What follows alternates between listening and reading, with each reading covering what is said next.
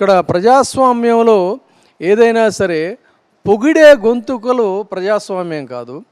పొగిడే గొంతుకలు కాకుండా విమర్శించే గొంతుకల యొక్క మేరీ ఆవాజ్ సునో అన్నట్టుగా అందులో ఉన్నటువంటి ఆ ఫ్యాక్ట్ ఏంటనే దాన్ని గ్రహించే టాలరెన్స్ ఉంటే ప్రభుత్వాలకి అప్పుడు బాగుంటుందనేది కూడా ఒక సేయింగ్. కాబట్టి ఇక్కడ సెడేషన్లా ఈ సెడేషన్ అనే దాన్ని మార్చినా కూడా అదర్ సైడ్ ఇంకొక దీన్ని తీసుకొచ్చారు. కాబట్టి దీని మీద ఆ జడ్జెస్ మైండ్ సెట్ని బట్టి కూడా జడ్జిమెంట్స్ ఉంటాయా అనేది ఇప్పుడు కాంతయ్య గారు, మంగారు రాజేంద్ర గారేమో లా అకాడమీ చైర్మన్గా కూడా చేశారు వారు. వీరేమో క్యాట్ సెంట్రల్ అడ్మినిస్ట్రేటివ్ వారు కూడా జడ్జే కాంతయ్య గారు. సెంట్రల్ అడ్మినిస్ట్రేషన్ ట్రిబ్యునల్కి వారు మెంబర్గా ఉన్నారు. సో వారు ఏం చెప్తారు సెడిషన్కి సంబంధించి రీజనబుల్ రిస్ట్రిక్షన్స్ అనే దాని మీద? ఇవాళ నడుస్తున్నటువంటి పరిస్థితుల్లో ముఖ్యంగా ఫ్రీడమ్ ఆఫ్ స్పీచ్ మీద జరుగుతున్నటువంటి అల్లకల్లోలం దేశంలో చాలా తీవ్రంగా ఉంది. అలాంటి టాపిక్ని తీసుకొని దాని మీద ఒక చర్చ ఏర్పాటు చేయటం చాలా శుభ పరిణామం.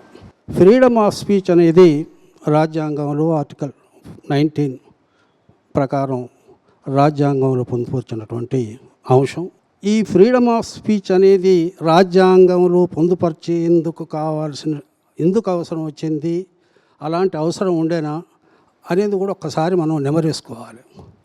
స్వాతంత్ర పోరాటంలో ఆ రోజు స్వేచ్ఛా స్వాతంత్రాలకు దేశం పోరాడుతున్న పరిస్థితుల్లో ఎవరికి ఫ్రీడమ్ ఆఫ్ స్పీచ్ కానీ భావ స్వేచ్ఛ లేకుండా ఏది జరుగుతుంది అన్నది తెలిసే పరిస్థితులు లేకుండా మొత్తం ఒక అగమ్య గోచరంలో ఉన్న పరిస్థితుల్లో ఆ రోజు స్వాతంత్ర పోరాటంలో మన స్వాతంత్ర పోరాట యోధులు ఫైట్ చేసి సంపాదించుకున్నటువంటి స్వేచ్ఛా స్వాతంత్రాలలో ఇది కూడా ఫ్రీడమ్ ఆఫ్ స్పీచ్ అనేది కూడా ఒక భాగం.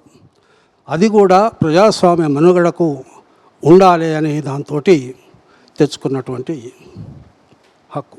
అలాంటి వాటికి తరువాత వచ్చినటువంటి అమలులో వచ్చినప్పుడు కొన్ని సమస్యలు రావటం, వాటి దృష్ట్యా కోర్టు దృష్టికి పోవటం, అవన్నీ కూడా amendment 19(2) article 19(2) restrictions, reasonable restrictions తీసుకొని రావటం జరిగింది.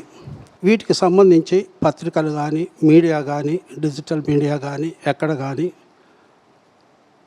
వస్తున్నటువంటి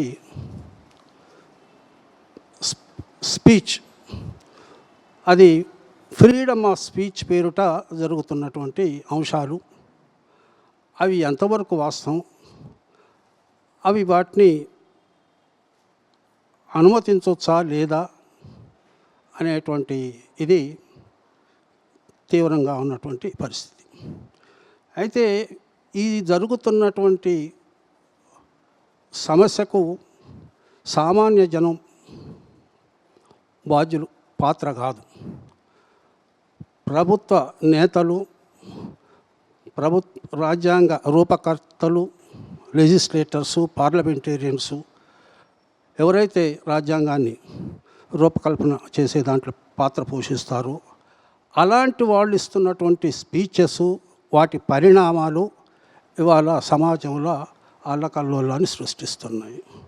వాటిని ఆధారం చేసుకొని మిగతా మీడియా, డిజిటల్ అన్నీ కూడా వాటిని గోరంతలు కొండంతలు చేసి అసలు వాస్తవం ఏమిటిది అనేది కూడా తెలియకుండా, ప్రజలకు తెలియకుండా ఇవాళ సమాజంలో విచ్చలవిడిగా ప్రచారంలోకి వస్తున్నాయి. వీటిని ఎంతవరకు అనుమతించాలి? ఇప్పుడే విజయబాబు గారు అన్నారు, ఈ సెడేషన్ కానీ రీజనబుల్ రిస్ట్రిక్షన్స్ అన్నది ఎవరు నిర్ణయించాలి, ఎప్పుడు నిర్ణయించాలి అనేది ఎన్ని కేసులు అయ్యి కోర్టుకు పోయి కోర్టు జ్యుడిషియల్ రివ్యూ చేసేటప్పుడు వచ్చేటువంటి అంశాలు.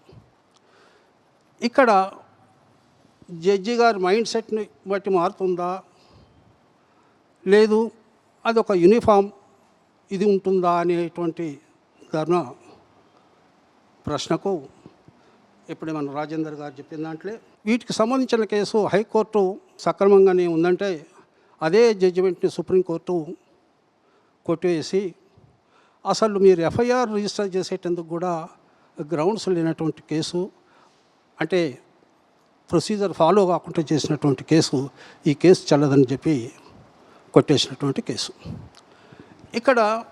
అక్కడ కూర్చున్నటువంటి వాళ్ళు ఆలోచించే విధానం బట్టి కొన్నిసార్లు ఈ పద్ధతుల్లో జరుగుతున్నాయి. ఇదే సమస్యలు ఇట్లా జరుగుతుండటం వల్లనే సమస్యలు అధికమవుతున్నాయని నా అభిప్రాయం. వీటన్నిటికీ ఎవరు కంట్రోల్ చేయాలి, ఎక్కడ కంట్రోల్ చేయాలంటే అంతిమంగా వీటి ఫైనల్ జడ్జిమెంట్ అంటే సుప్రీంకోర్టు ఉంటుంది. ప్రతి ఒక్కరు సుప్రీంకోర్టు పోయి చేసుకునేటువంటి సమస్యలు కావు. వీటిని కింది స్థాయిలోనే పరిష్కరించేటువంటి సెటప్ తయారు చేసుకున్నప్పుడు ఈ ఐటీ యాక్ట్ కానీ, తర్వాత సైబర్ క్రైమ్స్కి సంబంధించింది కానీ, డిజిటల్ మీడియాకు సంబంధించింది కానీ, పర్టికులర్గా ఫ్రీడమ్ ఆఫ్ స్పీచ్కి సంబంధించి చేసుకునేటువంటి చట్టాలు, వాటిని ఎట్లా అధిగమించాలనేటువంటి క్లారిటీతో చేసుకొని ఇది ఉన్నప్పుడు కోర్టుల ముందు కూడా ఒక సమస్యాత్మకంగా రాకుండా సులభంగా పరిష్కారం చేసుకోవచ్చు. కాకపోతే అలాంటి చట్టాలు రూపకల్పనలో కొన్ని తేడాలు వస్తున్నాయి, అది ఒక కారణం.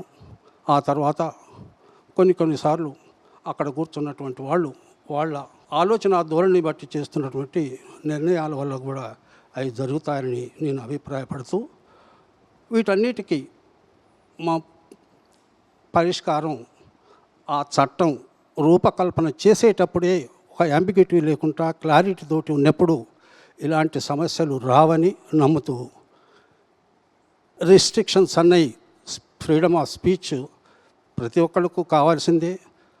రిస్ట్రిక్షన్స్ అనేవి కూడా దేశ సమగ్రతకు ముప్పు వాటిల్లి, అదేవిధంగా పబ్లిక్ పీస్కి సంబంధించి సమస్యలు తలెత్తే సందర్భాల్లో తప్పకుండా వాటిని రిస్ట్రిక్ట్ చేయాల్సినటువంటి అవసరం ఉంటుంది.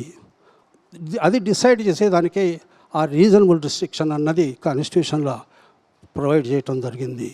ఆ పద్ధతుల్లో ఆలోచించి డెసిషన్ తీసుకున్న నాడు ఒక నిజమైనటువంటి ఫలితం రిజల్ట్ వస్తుందని భావిస్తూ, ఏది ఏమైనా ఫ్రీడమ్ ఆఫ్ స్పీచ్ ప్రతి పౌరుడికి అవసరం ఉన్న ఈ రోజుల్లో పెరుగుతున్న టెక్నాలజీ తోటి వస్తున్న సమస్యల వల్ల వాటిని ఒక నిర్ణీత చట్టబద్ధమైనటువంటి పద్ధతుల్లో రిస్ట్రిక్ట్ చేసుకొని సమాజాన్ని ముందుకు తీసుకుపోయేందుకు కృషి చేయాల్సినటువంటి బాధ్యత సోషల్ మీడియా పైన ఉంది, మీడియా పైన ఉన్నది.